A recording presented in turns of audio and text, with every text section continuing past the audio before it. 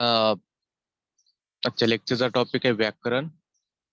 त्यातील आपण उपसर्ग आणि प्रत्यय हा भाग पाहणार आहोत. तर आपण सुरुवात करूया आजच्या लेक्चरला. सर्वप्रथम पहा, उपसर्ग म्हणजे काय. मूळ धातूच्या आधी जे जे अक्षर किंवा शब्द जोडले जातात त्यांना उपसर्ग असे म्हणतात. जसे अ, आ, ना, कु, सु, स, वि, गैर, अप, बिन, परी, उप, प्र इत्यादी हे उपसर्ग आहेत. उपसर्ग जोडून तयार होणाऱ्या शब्दांना उपसर्ग घटित शब्द असे म्हणतात. म्हणजे जसं की मूळ धातूच्या आधी म्हणजे मूळ शब्दाच्या आधी किंवा अगोदर जो काही शब्द जोडला जातो किंवा जे काही अक्षर जोडले जातात त्याला आपण व्याकरणाच्या भाषेमध्ये काय बोलतो, उपसर्ग असे बोलतो. आता ते उपसर्ग कोणते असू शकते, जसं की अ, आ, ना, कु. उदाहरण उदाहरण आपल्याला स्पष्ट होईल उदाहरणावरून. गैरहजर.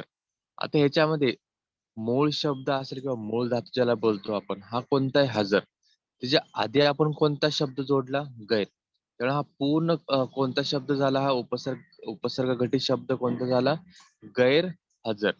म्हणजे मूळ धातू किंवा मूळ शब्दाच्या अगोदर जो काही आपण शब्द जोडतो त्याला आपण काय बोलणार आहे, उपसर्ग जोडणार आहे. आणि उपसर्ग जोडून तयार होणाऱ्या शब्दांना आपण काय बोलतो, उपसर्ग घटित शब्द. आपण काय अजून उदाहरणे पाहू. अपयश. आता याच्यामध्ये मूळ धातू कोणता आहे किंवा मूळ शब्द कोणता आहे, यश. त्याला आपण कोणता शब्द जोडला, अप. मग हा पूर्णपणे उपसर्ग घटित शब्द कोणता झाला, अपयश. त्यानंतर दुसरा बिनचूक. याच्यामध्ये मूळ धातू कोणता आहे, चूक. त्याला आपण कोणता उपसर्ग जोडलेला आहे, बिन. बिनचूक. तिसरा आहे हार. त्याला कोणता उपसर्ग जोडलेला आहे, उप. हा पूर्ण उपसर्ग घटित कोणता आहे, उपहार. कार.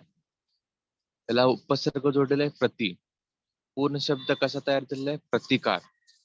संहार. आता ह्याच्यामध्ये हार हा शब्द काय मूळ आहे किंवा मूळ धातू आहे ते. त्याला कोणता शब्द जोडला आपण किंवा उपसर्ग कोणता जोडला, स. तर पूर्णपणे उपसर्ग घटित शब्द कोणता, संहार.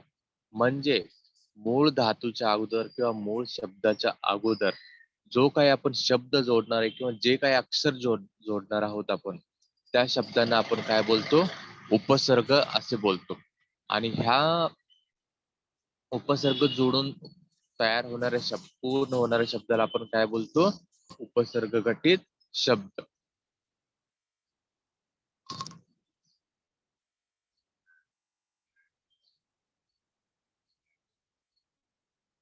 त्यानंतर आहे प्रत्यय.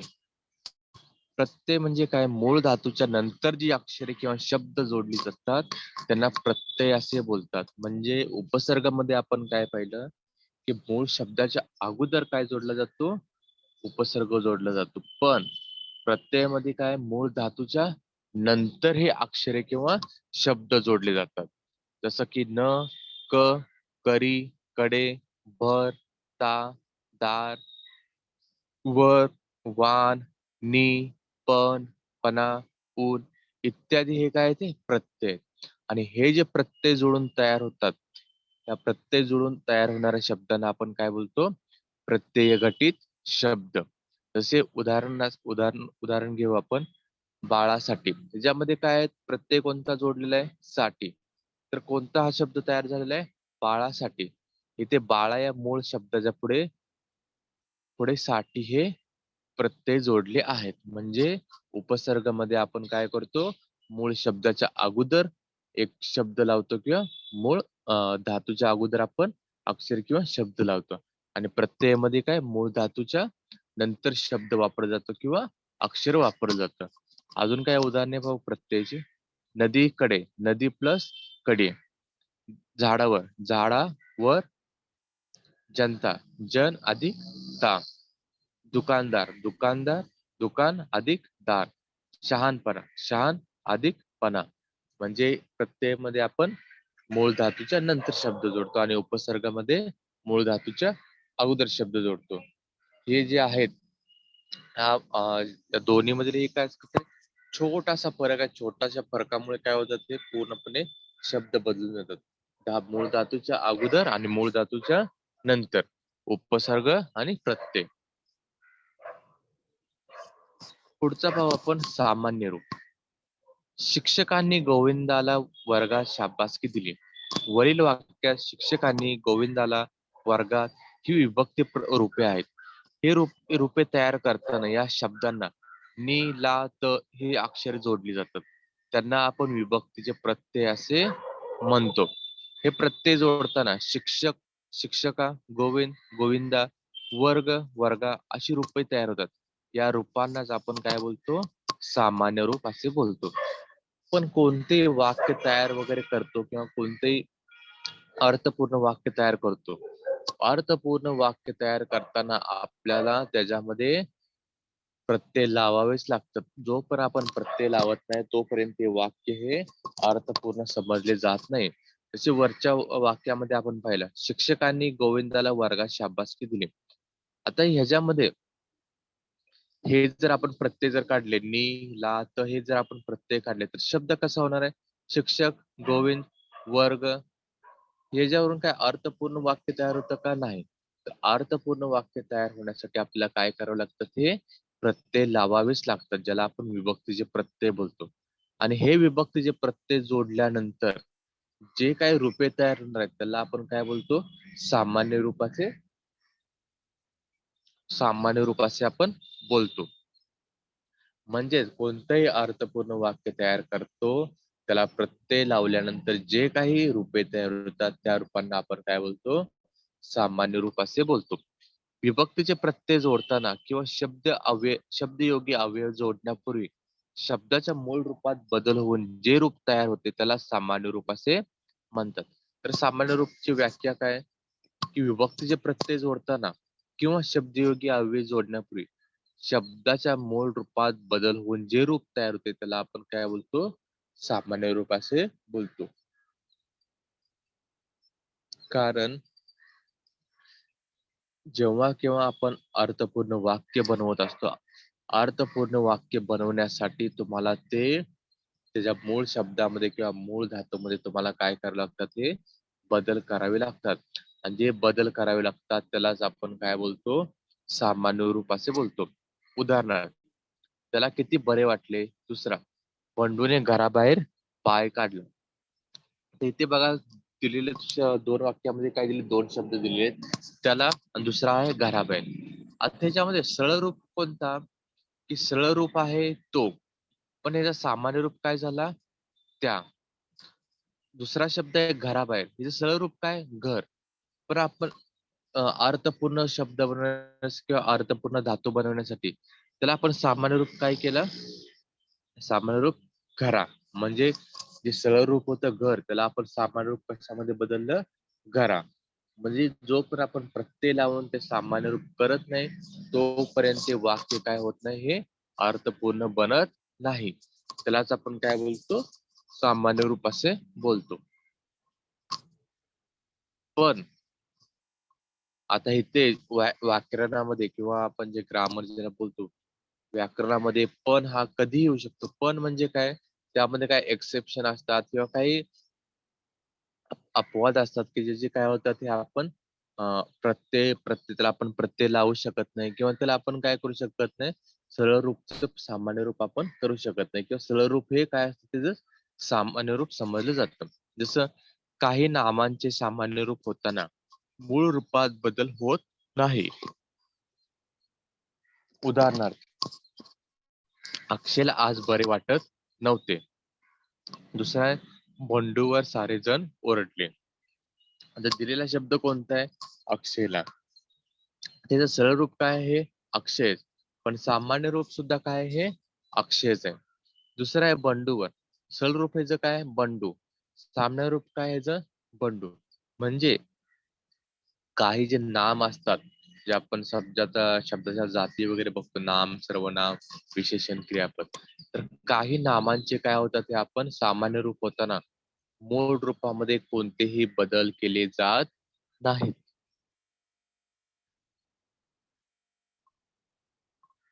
आता काही आपण उदाहरणं पाहू. म्हणजे प्रश्नपत्रिकेमध्ये कसे प्रश्न विचारले जातात आणि त्याचे उत्तर आपल्याला कशी द्यायची. कंसात दिलेल्या शब्दांचे सामान्य रूप करून वाक्य पुन्हा लिहा. इथे कंसात दिलेला शब्द आहे. तो शब्दाचं आपल्याला काय करायचं ते सामान्य रूप तयार करायचं आणि सामान्य रूप तयार करून आपल्याला काय करायचं ते त्याचं वाक्य परत लिहायचंय आपल्याला. जसं दसराचा सण सर्वांना आनंद देतो. तर कंसात कोणता शब्द दिलाय? सरळ रूप दिलेलं आहे दसरा. आता याचं आपल्याला काय करायचंय? सामान्य रूप करायचं. म्हणजे अर्थपूर्ण वाक्य होण्यासाठी आपल्याला काय करायचंय? हे त्यामध्ये बदल करायचे. जसं दसऱ्याचा सण सर्वांना आनंद देतो. म्हणजे ज्याचे सरळ रूप जे होतं दसरा, त्याचं काय करायचं तुम्हाला? हे सामान्य रूप काय झालं? हे दसऱ्याचा. दुसरा असेल एका महिन्यात सर्पदंशाने दोघांचा मृत्यू झाला. एका महिन्यात सर्पदंशाने दोघांचा मृत्यू झाला. तिसरा देवळाच्या पुजारीकडे लोक गेले. देवळाच्या पुजाऱ्याकडे लोक गेले. अमोल बाग खेळत होता. अमोल बागेत खेळत होता. बंडू पाऊस भिजण्यासाठी बाहेर गेला. बंडू पावसात भिजण्यासाठी बाहेर गेला. उगवा मोतीचा चारा. उगवा मोत्यांचा चारा. त्याची लांब शेपटी नाग सारखी उभी राहायची. त्याची लांब शेपटी नागासारखी उभी राहायची. तोने यशाचे शिखर गाठले. त्याने यशाचे शिखर गाठले. अन्यायाविरुद्ध मीला चीड येते. अन्यायाविरुद्ध मला चीड येते. म्हणजे इथे पहा 10 जे आपण हे पाहिले, आपण उदाहरण पाहिले, त्यामध्ये दिलेला जो कंसात शब्द असेल त्या कंसात दिलेल्या शब्दाचं आपण काय केले? हे सामान्य रूप तयार केले आणि सामान्य रूप तयार करून आपण काय केले? एक अर्थपूर्ण वाक्य आपण तयार केले. आता याच्यामध्ये पहा दिलेल्या शब्दांचे सामान्य रूप लिहा. आता परीक्षेमध्ये कोणत्याही प्रकारे तुम्हाला काय केले जाऊ शकतात? प्रश्न विचारले जाऊ शकतात. त्याच्यामध्ये पहिला आपण की कंसात दिलेले शब्द आहेत त्याला आपल्याला काय करायचं? सामान्य रूप करायचं आणि आपलं वाक्य लिहायचं. आता ह्याच्यामध्ये काय करायचं? मला शब्द दिलेला असतो, फक्त त्याचं काय करायचं ते तुम्हाला सामान्य रूप लिहायचे आहे. जसं प्रत्येका, भूमी भूमीला, नियम नियमा, तत्वज्ञाना, माणूस माणसा, देव देवा, नदी नदी. आता ह्याच्यामध्ये हे नाम जे आले नदी, जेव्हा नाम येतं तेव्हा आपण काय करू शकत नाही? त्याच्यामध्ये काही सुद्धा बदल करू शकत नाही. त्यामुळे नदी हा शब्द काय राहणार? हा नदीच राहणार आहे. गाठोडे गाठोड्या, राणीसाहेब राणीसाहेबा, पृथ्वी पृथ्वी, मोगरा मोगऱ्या, क्षण क्षणा, महाराज महाराजा, तो त्या. आता तिसरा असेल शब्द, दिलेल्या शब्दांचे सामान्य रूप लिहा. आता ह्याच्यामध्ये 3 दिलेत तुम्हाला, 3 भाग दिलेत. एक आहे दिलेला शब्द, दुसरा असेल त्याचा मूळ शब्द आणि तुम्हाला काय करायचे? त्याचे सामान्य रूप करायचे. यामध्ये तुम्हाला एक शब्द दिलेला असेल, शब्दाचं तुम्हाला काय ओळखायचं? पहिल्यांदा मूळ शब्द ओळखायचा आणि मूळ शब्द ओळखल्यानंतर तुम्हाला काय लिहायचं? त्याचं सामान्य रूप लिहायचं. माणसांचे मूळ शब्द असेल माणसे, सामान्य रूप असेल माणसा. दुसरा बोलण्याचे, बोलन बोलण्या, शाळेत शाळा शाळे, तुरुंगात तुरुंग तुरुंगा, गाडीतून गाडी गाडी. आता इथे नाम आलेलं असल्यामुळे आपण जेव्हा तिचं सामान्य रूप करतो त्यामध्ये कोणतेही चेंजेस होत नाहीत. रंगशाळेला रंगशाळा रंगशाळे, समारंभाना समारंभ समारंभा, संसाराच्या संसार संसारा. आता पुढचा टॉपिक असेल विभक्ती. विभक्ती म्हणजे काय? वाक्य म्हणजे शब्दाचा अर्थपूर्ण समूह असतो. वाक्यात जे शब्द येतात त्याच्या मूळ स्वरूपात जसे तसे नेहमीच येत नाहीत. वाक्यात वापरताना त्यांच्या स्वरूपात बदल करावा लागतो. सर्वप्रथम वाक्य म्हणजे काय? वाक्य म्हणजे अर्थपूर्ण शब्दांचा समूह. अर्थपूर्ण शब्दांचा समूह म्हणजे काय? की जेव्हा आपण काही बोलतो किंवा एकमेकांशी संवाद साधतो किंवा आपण एक वाक्य लिहितो किंवा समोरच्याला एखादं वाक्य बोलतो, त्या वाक्यामध्ये अर्थपूर्ण होण्यासाठी म्हणजे समोरच्याला समजण्यासाठी आणि त्यातून काहीतरी अर्थ समजण्यासाठी किंवा त्यातून काहीतरी समोरच्याला समजावं असं आपण जेव्हा वाक्य बोलतो त्या शब्दामध्ये काय करायला लागतात आपल्याला काही चेंजेस करावे लागतात. म्हणजे मूळ स्वरूप आपण काय करू शकत नाही, ठेवू शकत नाही. त्यामध्ये आपल्याला बदल करावे लागतात. जसं आता आपण उदाहरण वर्ग, कविता, शिकव. आता हाही काय आहे शब्दाचा समूह आहे. पण हा अर्थपूर्ण शब्दाचा समूह आहे का? नाहीये. तो फक्त काय हा शब्दाचा समूह आहे. यातून आपल्याला काही समजतं का? काही समजत नाही. पण या वाक्यामध्ये जसे जसे आपण बदल करत जाऊ. आता बदल कसे करणार आहोत आपण? तरी वाक्य जे असेल, अर्थबोध करायचे आपल्याला, अर्थपूर्ण करायचंय, तर त्यामध्ये काय करायला लागणार आपल्याला? थोडेसे बदल करावे लागणार. आता हे बदल कसे करावे लागतील ते पाहू. असे शब्द एकापुढे एक आले तर काहीच अर्थबोध होत नाही. या शब्दाच्या समूहाला वाक्य म्हणता येणार नाही. वाक्याची आपली व्याख्या काय आहे की शब्दाच्या अर्थपूर्ण समूहाला आपण वाक्य बोलतो. पण हा जे शिक्षक, राजू, वर्ग, कविता शिकव इथून कोणताही अर्थबोध होत नाही. त्यामुळे आपण ह्याला काय बोलू शकत नाही, अर्थपूर्ण बोलू शकत नाही किंवा अर्थबोध बोलू शकत नाही. तर ह्यामध्ये काय करायचं आपल्याला? बदल करायचे. तर बदल कसे करता येतील? शिक्षकांनी राजूला वर्गात कविता शिकवली. त्या रचनेला वाक्य म्हणता येईल. अशा प्रकारे अर्थपूर्ण वाक्य बनवण्यासाठी त्या शब्दामध्ये बदल व्हावे हवेत. आता आपण वरचे जे वाक्य असेल वरच्या वाक्यामध्ये आपण काय केले? थोडेसे चेंजेस करून किंवा थोडेसे बदल करून आपण काय केले? अर्थपूर्ण वाक्य बनवलं. जसं शिक्षकांनी राजूला वर्गात कविता शिकवली. ह्याच्यामध्ये काय केले आपण? थोडेसे काय केले? बदल केले.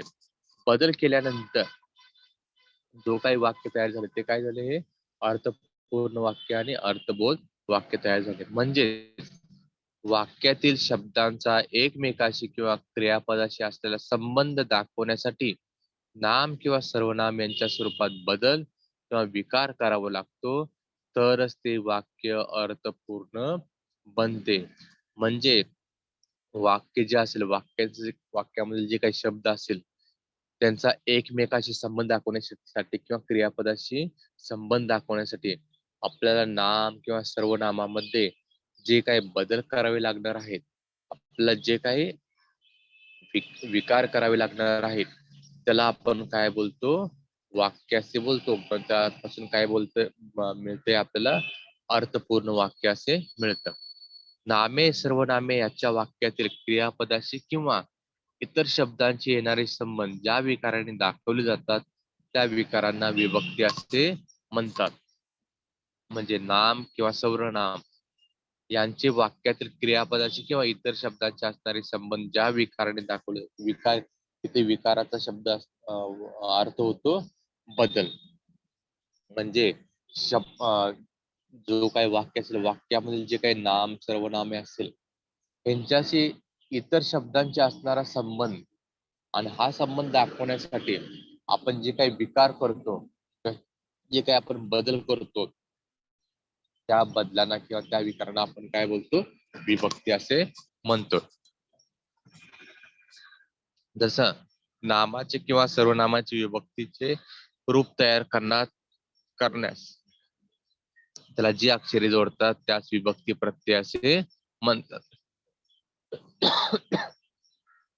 नामाचे किंवा सर्वनामाचे विभक्तीचे रूप तयार करण्यात त्याला जी अक्षरे जोडतात त्याला विभक्ती प्रत्यय असे म्हणतात.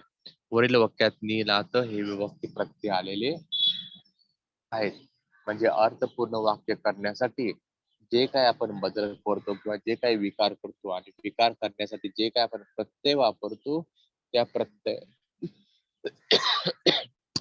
सॉरी त्या अक्षरांना आपण काय बोलतो? विभक्ती प्रत्यय असे म्हणतो. ह्याच्यामध्ये विभक्ती प्रत्ययामध्ये काय आहे? 8 विभक्ती प्रत्यय आहेत. पहिला आहे प्रथमा, दुसरा आहे द्वितीय, तिसरा आहे तृतीया, चौथा आहे चतुर्थी, पाचवा आहे पंचमी, सहावा आहे षष्टी, सातवा आहे सप्तमी, आठवा आहे संबोधन. तर असे काय ते विभक्ती प्रत्ययाचे 8 प्रकार आहेत. प्रथमा, द्वितीया, तृतीया, चतुर्थी, पंचमी, षष्टी, सप्तमी, संबोधन. आता ह्याच्यामध्ये जेव्हा आपण प्रत्यय लावतो त्याच्यामध्ये प्रत्यय लावताना काय करायला लागतं आपल्याला, तो शब्द एकवचन आहे की अनेक वचन आहे हे दोघं बघून आपल्याला काय करायचं त्याच्यामध्ये प्रत्यय लावायचे आहेत. जसे प्रथमामध्ये कोणतेही प्रत्यय लागत नाहीत, मग ते अनेक वचन असू दे किंवा एक वचन असू दे. आता द्वितीयामध्ये शब्दाला जेव्हा आपण प्रत्यय लावतो किंवा विकार घडवतो, तो शब्द जर एक वचन असेल तर प्रत्यय कोणते लागणार, स ला ते. अनेक वचन मध्ये काय येणार, स ला ना ते. तृतीयामध्ये ने एशी, अनेक वचनामध्ये नि ही ई शी. चतुर्थीमध्ये स ला ते, अनेक वचनामध्ये स ला ना ते. पंचमी एक वचन ऊन ऊन, अनेक वचनामध्ये सुद्धा तेच होणार, ऊन ऊन. षष्टीमध्ये चे, षष्टी अनेक वचन मध्ये चे च्या ची. सप्तमी एक वचन त ई आ, अनेक वचनामध्ये त ई आ. संबोधन एक वचनामध्ये कोणत्याही प्रत्यय लागत नाही, पण अनेक वचनामध्ये कोणत्या प्रत्यय लागतो, नो. तर असे काय ते 8 प्रकारचे विभक्ती आहेत. त्याच्यामध्ये काय केले जातं ते अनेक वचनामध्ये वेगळे प्रत्यय आणि एक वचनामध्ये वेगळे प्रत्यय असे आपण लावले जातात. आता तुम्हाला परीक्षेमध्ये जेव्हा प्रश्न विचारले जातात, प्रश्न विचारताना कोणत्या प्रकारचे प्रश्न विचारले जातील हे आपण पाहू.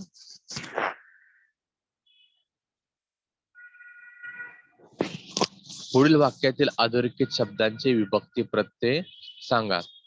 आता ह्याच्यामध्ये तुम्हाला काय दिले, ते तुम्हाला एक वाक्य दिले ना, वाक्यामध्ये काही शब्द असे अधोरेखित करून दिले जाणार आणि अधोरेखित करून दिल्यानंतर त्या अधोरेखित केल्यानंतर तुम्हाला काय ओळखायचे, त्यांचे विभक्ती प्रत्यय ओळखायचे आहेत. जसं पहिलं आहे, आईने अशोकला घड्याळ दिले. आता अधोरेखित 2 शब्द केलेले आहेत, आईने आणि दुसरा आहे अशोकला. तर आईने ह्याच्यामध्ये कोणता विभक्ती लागले, तृतीया. आणि कोणते आहे, तृतीया एक वचन ने. आता अशोकला ह्याच्यामध्ये काय आहे, ते चतुर्थी एक वचन प्रत्यय कोणता आहे, ला. दुसरा आहे, मुलांनी शिक्षकांच्या आज्ञा पाळाव्यात. अधोरेखित केलेले कोणते शब्द आहेत, मुलांनी शिक्षकांच्या. सर्वप्रथम पाहू मुलांनी यामध्ये विभक्ती कोणती आहे, तृतीया अनेक वचन नी. शिक्षकांच्या षष्टी अनेक वचन च्या. आजी देवळात गेली. 2 अधोरेखित केलेले शब्द आहेत, आजी आणि देवळात.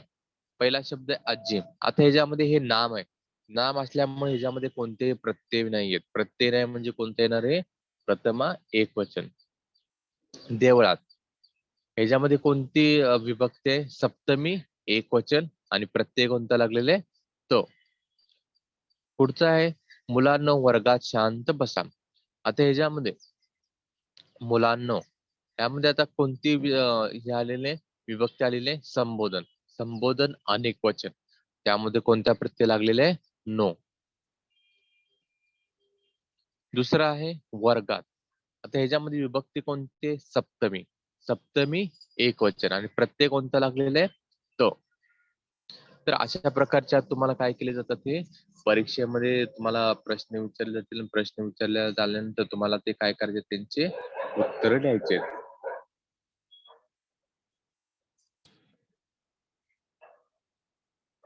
आता पुढचा प्रश्न येतो की तुम्हाला काही शब्द दिले जातात, शब्द दिलेल्यानंतर तुम्हाला काय करायचे, त्यांचे विभक्ती लिहायचे. विभक्ती लिहायचे म्हणजे आपण जे 8 विभक्ती पाहिली, प्रथमा, द्वितीया, तृतीया, चतुर्थी, षष्टी, सप्तमी, हे जे असतील त्यापैकी कोणती विभक्ती आहे, मग त्यामध्ये एक वचन आहे की अनेक वचन आहे, हे ओळखून तुम्हाला काय करायचं, प्रश्नाचे उत्तर द्यायचे.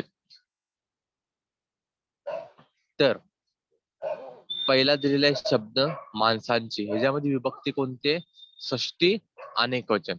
आता पहिला ह्याच्यामध्ये जर पाहिले आपण, ह्याच्यामध्ये काय करायचं तुम्हाला, विभक्ती प्रत्यय सांगायचा आहे, म्हणजे विभक्ती प्रत्यय सांगून तुम्हाला कोणती विभक्ती वापरलेली आहे ते पण सांगायचे. पण ह्याच्यामध्ये तुम्हाला काय सांगायचं, फक्त तुम्हाला विभक्ती ओळखायची, कोणती विभक्ती वापरली आहे. मग ती प्रथम आहे, द्वितीय आहे, तृतीय आहे, काय आहे, काय आहे. ह्याच्यामध्ये तुम्हाला काय सांगायचं नाही, ते प्रत्यय सांगायचे नाहीयेत. जसं पहिला असेल, माणसांची विभक्ती आहे षष्टी अनेकवचन. तासाभराने तृतीय एकवचन. समाजात सप्तमी एकवचन. मित्रमंडळाची तृतीय अनेकवचन. मैत्रिणीची षष्टी एकवचन. क्षमा प्रथमा एकवचन. आगगाडीतून पंचमी एकवचन. एकमेकांना चतुर्थी अनेकवचन. अमेरिकेत सप्तमी एकवचन. डिकन्स प्रथमा एकवचन. होलीत सप्तमी एकवचन. त्यांच्याशी तृतीय एकवचन. पुढचा असेल माळी, प्रथमा एकवचन. शाळेत सप्तमी एकवचन. गतिशील प्रथमा एकवचन. अक्षर ज्ञानाचे षष्टी एकवचन. आम्हाला चतुर्थी अनेकवचन. भावनेने तृतीय एकवचन. विद्यालय प्रथमा एकवचन. बिनभिंतीच्या षष्टी अनेकवचन. चांदीचा षष्टी एकवचन. हाती तृतीय अनेकवचन. विवेकानंदानी तृतीय अनेकवचन. शिकागोहून पंचमी एकवचन. चित्रकलेचे षष्टी एकवचन. म्हणजे हे जे तुम्हाला शब्द दिलेले असेल, शब्दावरून तुम्हाला काय ओळखायचे, ते विभक्ती ओळखायची. आणि फक्त विभक्तीच ओळखायची नाही, तर तुम्हाला ते एकवचनामधील प्रत्यय लावलेला आहे की अनेक वचनामधील प्रत्यय लावलेले आहेत, हे तुम्हाला सांगायचे. हे अशा प्रकारचे 2 मार्काचे 2 तुम्हाला काय येतात, हे प्रश्न येतात आणि ते तुम्हाला सोडवायचे आहेत. फक्त तुम्हाला इथे काय ओळखायचं, पहिल्यांदा ते प्रत्यय कोणते लावले आणि त्या प्रत्ययावरून तुम्हाला जी विभक्ती ओळखायची आहे, विभक्तीवरून तुम्हाला ते एकवचन आहे की अनेकवचन आहे हे ओळखायचे. त्यानंतर तो विभक्ती प्रत्यय खालीलप्रमाणे. आता ह्याच्यामध्ये पहा की तुम्हाला एक वाक्य दिलंय, ते वाक्य दिलेल्यानुसार तुम्हाला काय करायचं, त्यातील सरळ रूप ओळखायचंय. सरळ रूप ओळखल्यानंतर तुम्हाला काय करायचंय, त्यातील सामान्य रूप ओळखायचंय. सामान्य रूप ओळखल्यानंतर तुम्हाला त्यामध्ये कोणता प्रत्यय लागलेला आहे तोही ओळखायचा आहे. आणि शेवट तुम्हाला काय ओळखायचे, त्यामध्ये विभक्ती कोणती लागलेली आहे.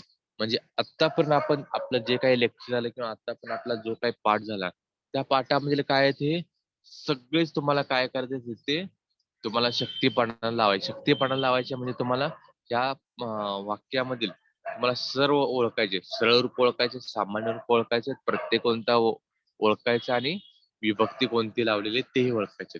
तर आपण 4 उदाहरणं घेऊ होतील. रमेशचा भाऊ शाळेत गेला. तर यातील काय सरळ रूप आहे, रमेश. सामान्य रूप आहे रमेश. आणि प्रत्यय कोणता लागलेला आहे इथे, चा. विभक्ती याची कोणती येणार आहे, षष्टी एकवचन. दुसरा आहे, बँकेने शेतकऱ्याला कर्ज दिले.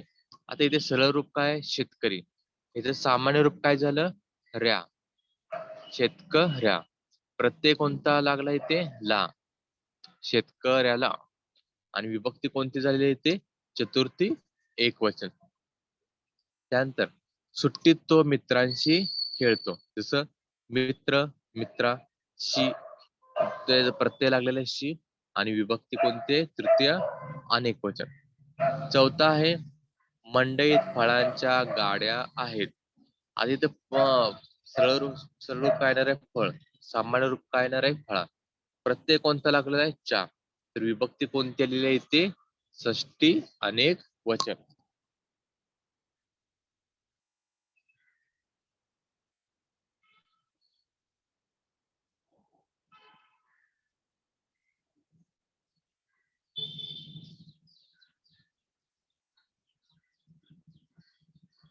म्हणजे तुम्हाला इथे जो काही आपण आता पाठ घेतला, त्या पाठामध्ये काय आहे, हे सर्व शब्द आलेले आहेत. सरळ रूप असेल, सामान्य रूप असेल, विभक्ती कोणता लागला तो असेल, सॉरी प्रत्यय कोणता लागला तो असेल, आणि त्यानंतर शेवटचा कोणता आहे, हा विभक्ती कोणती, म्हणजे विभक्ती मधील कोणत्या प्रकारची विभक्ती लागलेली आहे.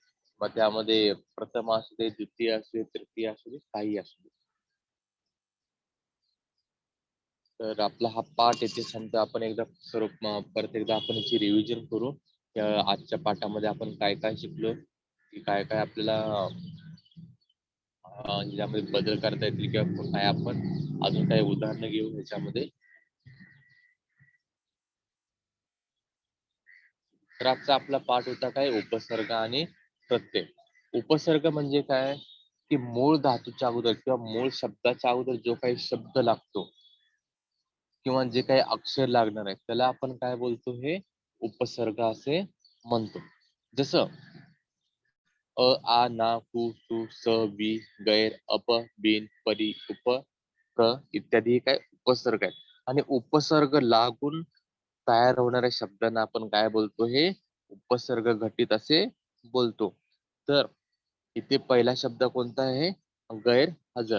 तर ह्याच्यामध्ये हजर, हजर काय, हा मूळ धातू किंवा मूळ शब्द आहे आणि ह्याला आपण कोणता उपसर्ग लावलेला आहे, गैर. म्हणजे मूळ धातूच्या अगोदर जो काही शब्द लागेल पण जो काही अक्षर लागेल त्याला आपण काय बोलतो, हे उपसर्ग बोलतो. दुसरा असेल प्रत्यय. प्रत्यय म्हणजे काय, मूळ धातूच्या नंतर. उपसर्गामध्ये काय होते, हे मूळ शब्दाच्या अगोदर किंवा मूळ शब्दां धातूच्या अगोदर नंतर. जसं न, क, करी, कडे, भर, ता, दार, वर, वान, नी, शी, पण, पणा हे काय आहे ते इत्यादी हे प्रत्यय आहेत. जसं की बाळा हे काय आहे, ते मूळ धातू आहे किंवा मूळ शब्द आहे. आता ह्याचा आपण काय केलं, आपण हे अर्थपूर्ण शब्द बनण्यासाठी आपण काय लावला, इथे प्रत्यय लावला. तर प्रत्यय कोणता लावला आपण, साठे. तर हा पूर्णपणे कोणता शब्द झाला, हा बाळासाठी. तर प्रत्यय जोडून तयार होणाऱ्या शब्दांना आपण काय बोलतो, हे प्रत्यय घटित शब्द असे बोलतो. आता उपसर्ग आणि प्रत्ययामध्ये काय आहे, ते थोडासा मायनरचा काय चेंजेस आहे. उपसर्ग म्हणजे मूळ धातूच्या अगोदर आणि प्रत्यय म्हणजे मूळ धातूच्या नंतर. तर अगोदर आणि नंतर काय करतात फक्त लक्षात ठेवायचं. अगोदर म्हणजे उपसर्ग आणि नंतर म्हणजे हा प्रत्यय. उपसर्ग आणि प्रत्यय. सामान्य रूप. तर सामान्य रूप म्हणजे काय, कोणतेही वाक्य जे असेल, कोणतेही वाक्य जेव्हा आपण अर्थपूर्ण बनवतो किंवा त्यातून अर्थबोध होण्यासाठी आपण जे काही प्रत्यय लावणार आहोत, आपण जे काही विभक्ती प्रत्यय लावणार आहोत आणि विभक्ती प्रत्यय लावल्यानंतर मूळ शब्दामध्ये जे काही बदल होऊन जे काही रूप तयार होणार आहे किंवा जे काही नवीन रूप तयार होणार आहे त्याला आपण काय बोलतो, सामान्य रूप असे बोलतो. जसं आपण शब्द आपण पाहिला, शिक्षक गोविंद वर्गात शाबासकी दिली. म्हणजे आता आपण ह्याला काही आपल्याला ह्याच्यातून काही समजणार आहे का नाही, पण आपण काय केलं ह्याच्यामध्ये थोडेसे आपण हे लावले, चेंजेस केले किंवा आपण काय ह्याच्यामध्ये काय मूळ शब्दामध्ये आपण काय केले, थोडेसे यांचे काय केले आपण बदल केले. जसं की आपण शिक्षकाला काय लिहिलं, शिक्षका. गोविंदचं आपण काय केलं, गोविंदा. वर्गचं आपण काय केलं, वर्गा. तर हे जे सामान्य रूप असेल किंवा जे काही मूळ धातूमध्ये बदल करून आपण जे काही रूप तयार करणार आहोत त्याला आपण काय बोलतो, सामान्य रूप असे बोलतो. जसं त्याला किती बरे वाटले. आता इथे दिलेला शब्द कोणता आहे, त्याला. आता इथे सरळ रूप काय होतं, तो. पण आता आपण सामान्य रूप काय केलं त्याचं, त्या. दुसरा असेल बंडूने घराबाहेर पाय काढला. दिलेला शब्द कोणता आहे, घराबाहेर. इथे सरळ रूप काय आहे, ते घर. आणि काय आहे त्याचं सामान्य रूप काय असेल, हे घरा. दुसरा असेल, आता काही या व्याकरणामध्ये काय आहे, ते अपवाद खूप असतात किंवा अपवाद असे एक्सेप्शन ज्याला बोलतो आपण. ते एक्सेप्शन किंवा काय असतं त्यामध्ये अपवाद खूप असतात. जसं की काही नाम असतात. त्या नामामध्ये काय करू शकत नाही आपण, बदल करू शकत नाही किंवा त्याच्या मूळ रूपामध्ये आपण काय करू शकत नाही, चेंजेस करू शकत नाहीत. जसे की अक्षयला आज बरे वाटत नव्हते. दिलेला शब्द कोणता आहे, अक्षय. आणि सरळ रूप कोणतं आहे याचे, अक्षय. आणि सामान्य रूप काय आहे हे जे अक्षयचे. दुसरा असेल बंडूवर. बंडूवर सारेजण ओरडले. दिलेले शब्द आहे बंडूवर. सरळ रूप कोणतं आहे, बंडू. आणि सामान्य रूप कोणतं आहे, हे बंडूच होणार. म्हणजे ह्याच्यामध्ये कोणतेही चेंजेस होत नाहीत किंवा ह्याच्यामध्ये कोणतेही बदल होत नाहीत. तर इथे काय आपण उदाहरणं पाहिली की परीक्षेमध्ये कोणत्या प्रकारची तुम्हाला एक्झाम्पल दिले जातात किंवा कोणत्या प्रकारचे प्रश्न विचारले जातात. तर तिथे इथे एक आपल्याला हे पाहू, आपण एक्झाम्पल पाहू किंवा उदाहरण पाहू. सर्वप्रथम तुम्हाला काय दिले जातात, हे वाक्य दिले जातात आणि वाक्यामध्ये एक शब्द असा दिला जातो जो कंसामध्ये शब्द दिलेला असतो. तो कंसामध्ये दिलेला शब्द जो असेल त्या शब्दाचं तुम्हाला काय करायचं आहे, ज्यामध्ये बदल करायचे आणि ते सामान्य रूप तयार करायचे. जसं की दसऱ्याचं सामान्य रूप काय झालं, हे दसऱ्याचा, आणि त्याचं वाक्य कोणतं तयार झालं, दसऱ्याचा सण सर्वांना आनंद देतो. दुसरं वाक्य होतं की एका महिन्यात सर्पदंशाने दोघांचा मृत्यू झाला. कंसात दिलेला शब्द कोणता आहे, महिना.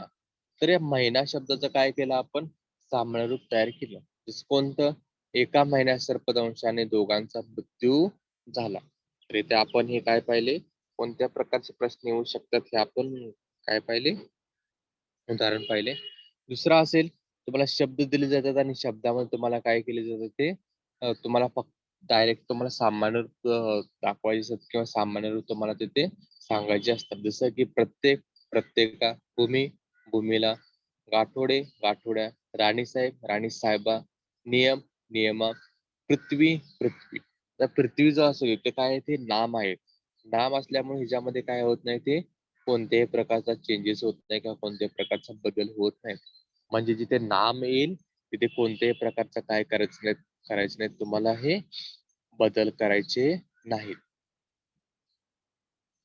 आता तिसऱ्या प्रकारचा प्रश्न विचारला जातो. तुम्हाला एक शब्द दिले जाणार, त्यातून तुम्हाला काय करायचं, मूळ शब्द ओळखायचा आणि सामान्य रूप त्याचे तयार करायचे. जसं माणसांचे मूळ शब्द कोणता आहे, माणसे. सामान्य रूप कोणता आहे याचं, माणसा. दुसरा असेल बोलण्याचे, मूळ शब्द कोणता आहे, बोलणं. सामान्य रूप याचं काय येणार आहे, बोलण्या. तिसरा असेल शाळेत, मूळ शब्द कोणता आहे, शाळा. सामान्य रूप याचं काय येणार आहे, शाळा. तर असे काही शब्द आहेत ज्याचे तुम्हाला काय केलं जाणार, तुम्हाला मूळ शब्द ओळखायला सांगितले जाणार आणि त्याचं सामान्य रूप सांगितले जाणार. नेक्स्ट आहे विभक्ती. विभक्ती म्हणजे काय, की कोणतंही अर्थपूर्ण वाक्य असतं, अर्थपूर्ण वाक्य तयार होण्यासाठी त्याच्या मूळ रूपामध्ये काय केले जातात, हे आपण थोडेसे बदल केले जातात. पण जर आपण मूळ मूळ स्वरूप हे बदललंच नाही किंवा मूळ रूपामध्ये काही बदलच केले नाहीत, तर ते वाक्य काय होत नाहीत, हे अर्थपूर्ण होत नाही किंवा यातून अर्थाचा काहीच बोध होत नाही. त्यामध्ये आपल्याला काय करायचं, थोडेसे प्रत्यय लावायचे किंवा त्यामध्ये आपल्याला थोडेसे बदल करायचे. ते बदल केल्यानंतर जो काही वाक्य तयार होणार आहे, ते वाक्य कसं होणार आहे, हे अर्थपूर्ण होणार आहे. आणि अर्थपूर्ण वाक्य होण्यासाठी जे काही विकार घडवले जातात किंवा जे काही बदल केले जातात, त्याच विकारांना आपण काय बोलतो, विभक्ती बोलतो. जसं आपण एक उदाहरण पाहिलं, शिक्षक, राजू, वर्ग, कविता, शिकव. हे काय आहे, ते शब्दांचा समूह आहे. पण या शब्दाच्या समूहामधून काही अर्थ होतो का, काही अर्थबोध होतो का, किंवा काही यातून अर्थपूर्ण निघतो का, काहीच नाही. पण ह्याच्यामध्ये आपण काय केलं आहे, संबंध दाखवण्यासाठी किंवा वाक्यातील शब्दांचा एकमेकाशी असणारा संबंध दाखवण्यासाठी आपण काय केले, थोडेसे विकार केले याच्यामध्ये किंवा थोडेसे बदल केले. आणि बदल केल्यानंतर कोणतं वाक्य तयार झालं, शिक्षकांनी राजूला वर्गात कविता शिकवली. आणि हे जे काही चेंजेस केले आपण त्याला काय बोलतो, हे विभक्ती बोलतो. आणि विभक्तीचे रूप तयार करण्यासाठी जे काही आपण अक्षरे वापरली किंवा जे काही आपण अक्षरे जोडली त्याला आपण काय बोलतो, विभक्ती प्रत्यय असे म्हणतो. तर वरच्या शब्दात आपण कोणती विभक्ती वापरली, नी, ला, त. आता तुम्हाला येताना किंवा परीक्षेमध्ये तुम्हाला कोणत्या, एक मिनिट, आता विभक्तीमध्ये काय येतं, ते 8 प्रकारची विभक्ती आहेत. प्रथमा, द्वितीया, तृतीया, चतुर्थी, पंचमी, षष्टी, सप्तमी, संबोधन. आता ह्याच्यामध्ये काय आहे, जेव्हा आपण प्रत्यय लावताना तुम्हाला काय बघायचे, ते एकवचन आहेत की अनेक वचन आहेत ते बघायचे आपल्याला. जसं प्रथमामध्ये कोणते प्रत्यय येणार नाहीत, अनेक वचनामध्ये पण नाहीत आणि एक वचनामध्ये पण नाहीत. तृतीयामध्ये अनेक वचनामध्ये काय येणार, स लाते, अनेक वचनामध्ये स ला नाते. तृतीयामध्ये ने एशी, ने ही ईशी. चतुर्थीमध्ये स लाते, स ला नाते. पंचमी ऊन ऊन, ऊन ऊन. षष्टीमध्ये चा ची चे, अनेक वचनामध्ये चेच्या ची. सप्तमीमध्ये त इ आ, त इ आ. संबोधन मध्ये एक वचनामध्ये कोणते प्रत्यय नाही, पण अनेक वचनामध्ये कोणता प्रत्यय येणार? नो. तर हे असे 8 प्रकारचे काय आहेत ते विभक्ती आहेत आणि ते एकवचन आणि अनेक वचनाप्रमाणे काय केले जातात ते बदलत जातात. आता तुम्हाला परीक्षेमध्ये काय कोणत्या प्रकारचे प्रश्न विचारले जाऊ शकतात? तर तुम्हाला काय एक वाक्य दिले जाणार आणि त्या वाक्यामध्ये तुम्हाला एक किंवा दोन शब्द तुम्हाला काय केले जातात तिथे अधोरेखित करून दिले जातात आणि ते अधोरेखित केल्यानंतर त्यामध्ये कोणता विभक्ती प्रत्यय लागलाय तो सांगायचा. जसं यामध्ये अधोरेखित केलेले दोन शब्द आहेत. पहिलं वाक्य आहे, आईने अशोकला घड्याळ दिले. आता ह्याच्यामध्ये काय आहे ते अधोरेखित केलेले शब्द आईने, कोणता प्रत्यय लागला? ने. पण कोणती विभक्ती येते? तृतीय एकवचन. दुसरा शब्द होता अशोकला, कोणता प्रत्यय लागलाय? ला. आणि ते कोणती विभक्ती लागलेली? चतुर्थी एकवचन. म्हणजे तुम्हाला काय असे प्रश्न येतील की ज्या प्रश्नामध्ये तुम्हाला फक्त काय ओळखायचे? विभक्ती प्रत्यय ओळखायचे. दुसरा प्रश्न येतील की तुम्हाला ते काय सांगितले जातील? शब्द सांगितले जातील. शब्दावरून तुम्हाला काय ओळखायचे ते कोणती विभक्ती लावलेली आहेत. म्हणजे प्रथम असू दे, द्वितीय असू दे किंवा तृतीय असू दे. जसे माणसांची, इथे विभक्ती कोणती आलेली? षष्टी. दुसरा आहे तासाभराने, इथे विभक्ती कोणती आहे? तृतीय एकवचन. तर तुम्हाला अशा प्रकारची काय केले जाऊ शकतात ते तुम्हाला परीक्षेमध्ये प्रश्न विचारले जाऊ शकतात. दुसरा असेल विभक्ती प्रत्यय खालील प्रमाणे. म्हणजे तुम्हाला वाक्य दिले जाणार, वाक्यामध्ये तुम्हाला अधोरेखित करून शब्द दिले जाणार. त्या शब्दांचं तुम्हाला सरळ रूप लिहायचे आहेत. परत त्यामध्ये सामान्य रूप लिहायचे आहे. त्यामध्ये कोणता प्रत्यय वापरलाय तो लिहायचा आणि त्याची विभक्ती कोणती असेल ती लिहायची. जसं रमेशचा भाऊ शाळेत गेला, तर इथे कोणता शब्द दिलेला आहे? रमेश. सामान्य रूप काय असणार आहे? रमेश. प्रत्यय कोणता लावलेला आहे? ते चा. आणि विभक्ती कोणती येणार आहे? ते षष्टी एकवचन. दुसरा असेल बँकेने शेतकऱ्याला कर्ज दिले. सरळ रूप काय आहे? ते शेतकरी. सामान्य रूप काय असणार आहे? ते शेतकऱ्या. प्रत्यय कोणता लावलेला आहे? ला. विभक्ती कोणती आलेली आहे? ते चतुर्थी एकवचन. तर अशा प्रकारे तुम्हाला परीक्षेमध्ये प्रश्न विचारले जाऊ शकतात. विभक्तीवरती किंवा सामान्य रूप वरती 2 ते 4 मार्काचे तुम्हाला प्रश्न विचारले जाऊ शकतात. जो आपला व्याकरणाचा जो काही विभाग असेल त्या विभागामध्ये या अंतर्गत तुम्हाला काय केले जातात ते प्रश्न विचारले जाऊ शकतात. तर आजचा हा पाठ इथे संपतोय. धन्यवाद.